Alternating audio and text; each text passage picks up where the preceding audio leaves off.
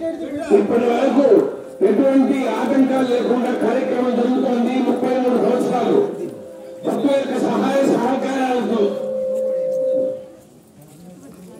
మనకి కార్యక్రమం విష్ణు సహస్రాలతో ప్రారంభమవుతుంది. ఆనాటి నుండి ఇప్పటి వరకు కరెక్ట్గా మనకి 12:30కి ఆరతి కార్యక్రమం జరుగుతుంది. భక్తులందరూ త్వరగా రావాల్సిందిగా కూర్చున్నాము.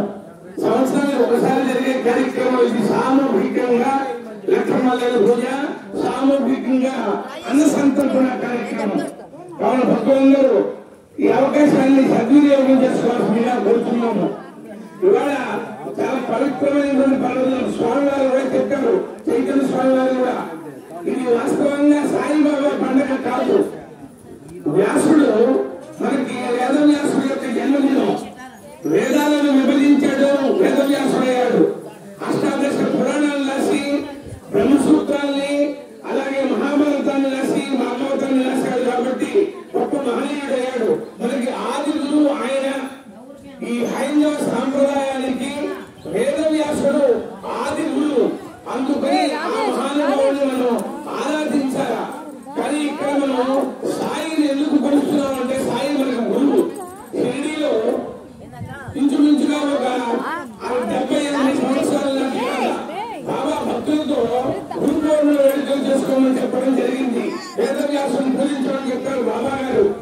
అప్పుడు భక్తులందరూ కలిసి, మాకు మీరే గురుదేవులు, వేదవ్యాసులు మాకు మార్గదర్శి, ఎవరైతే మనకు మంచి మాటలు చెప్తారో, మంచి మార్గంలో మనం నడిపిస్తారో వాళ్ళే గురువులు. వాళ్ళు ఏ మతం వాళ్ళైనా సరే.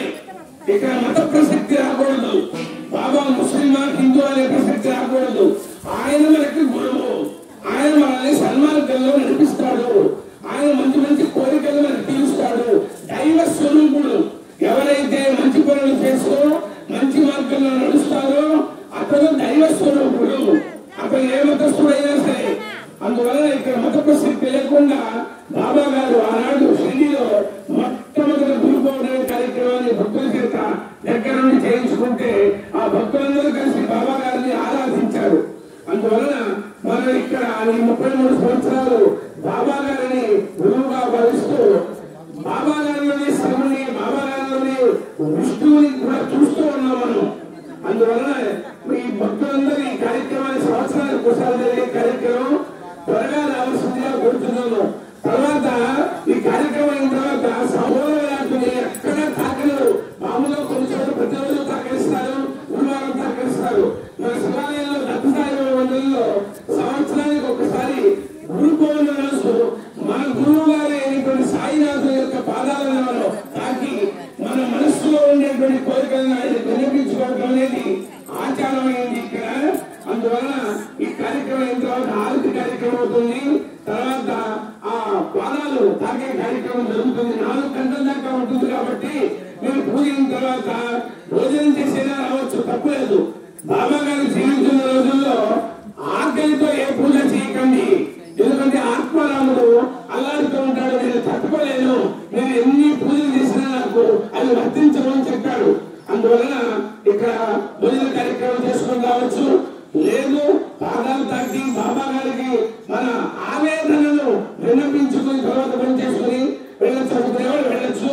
ప్రతి ఒక్కరూ ఈ కార్యక్రమాన్ని అన్వయించండి. అది శివాలయం కావచ్చు, ఇంకో చోటు కావచ్చు, ఇంకో చోటు కావచ్చు. ఈరోజు అల్లూరు గ్రామం 25,000 మందితో బాబా గారి ఆరాధన జరుగుతుంది. 93లో ఎక్కడా లేదు. అల్లూరులో వేణుగోపాల స్వామి దేవాలయంలో 150 మంది, అల్లూరుపేట శివాలయంలో 200 మంది ఇక్కడ గురు పౌర్ణమి కార్యక్రమం జరిగింది.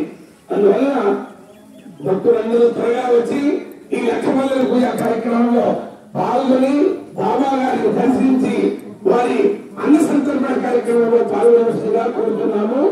జై సాయిరామ్, జై జై సాయిరామ్. మన అల్లూరు గ్రామ